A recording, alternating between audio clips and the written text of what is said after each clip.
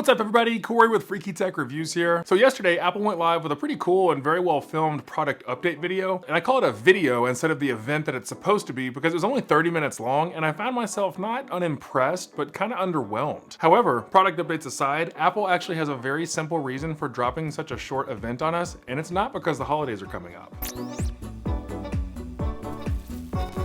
In my last video, I covered the expected topics for Apple's upcoming Scary Fast event, and there were no surprises as the event only hit on 3 major updates that we already saw coming. First up was the introduction of the M3 chip lineup with the M3, M3 Pro, and M3 Max chips. These chips look absolutely fantastic and are Apple's strongest yet, and they also feature a new GPU for the chips with a much more power-efficient design compared to the M1 series that debuted back in 2020. Now you're going to hear a lot about the comparisons of the M1 chip to the M3 chip because Apple really targeted its own M1 chip in their presentation, as well as Intel chips, and to me this shows a push for people to consider the upgrade. And I just said recently that Apple users besides iPhones typically upgrade their devices every 5 years or so, and so to me it makes sense that Apple's trying to expedite this timeline and have people move up into the new chip series. And it really makes sense because the M series chips have already shown that you really don't need more than the M1 or M2 series for most users and applications, so I'm expecting stronger marketing than ever from Apple encouraging folks to upgrade, and I'll dive into more of that in just a little bit. These new chips tied directly into the next part of the presentation, which is the new MacBook Pro lineup with the new chips. Available soon is the 14-inch M3 MacBook Pro, and then the 14 and 16-inch MacBook Pros with the Pro and Max chips. The new MacBook series can now get up to a whopping 128 gigabytes of RAM that can support up to 4 4K monitors. And it also features a new space black color that looks fantastic, and the 14-inch Pro now starts at $1,500, which is a much better price point than the previous version's $2,000 price tag. But Apple still only has the webcam at 1080p, which makes me feel like they really want to push for you to use your iPhone as a webcam, which obviously encourages you to have as much of the ecosystem as possible. Smart, but annoying. Apple also discussed new features with the recently released Mac OS Sonoma, talking about widgets for Mac, a game mode with better latency for controllers while gaming, and the ability to connect to another Mac device through your network to use it virtually.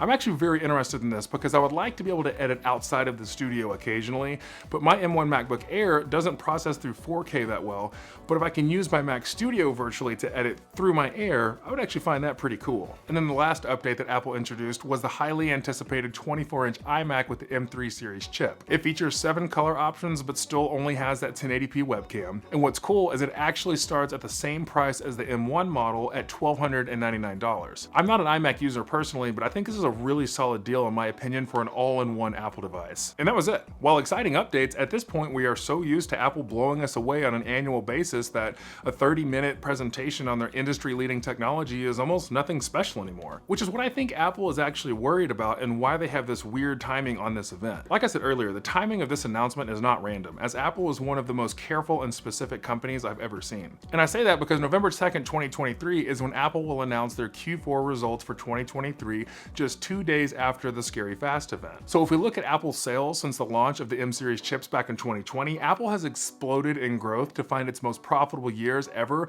with a peak at just under $124 billion in the end of Q1 in 2021. But since that quarter, Apple is on a path to decrease in sales for each respective quarter of 2023 compared to its 2022 counterpart. Now clearly this is in part due to the state of the US economy, but Apple still needs to do something to keep their shareholders happy as we reach the end of their fiscal year, and so the timing of this update will make their Q4 earnings report very interesting to hear. Now, obviously this event is too late to impact 2023 earnings, but it makes sense that Apple wants some type of excitement to end the year with, as with the current trend, I am expecting their revenue to be down to its lowest point in a couple of years. So what can we expect from Apple as a consumer going into 2024? I'm not really sure, but with the emphasis on upgrading from Intel and M1 chips, recent iPhone 15 issues, and the expected revenue loss, I wouldn't be surprised to see a lot more Apple marketing than usual, and maybe even an increase in trade-in values to better help their M3 stock sell better, which I think they've already been preparing for, as another reason Apple revenue dropped in 2023 is because Apple halted their M2 chip production in January of 2023,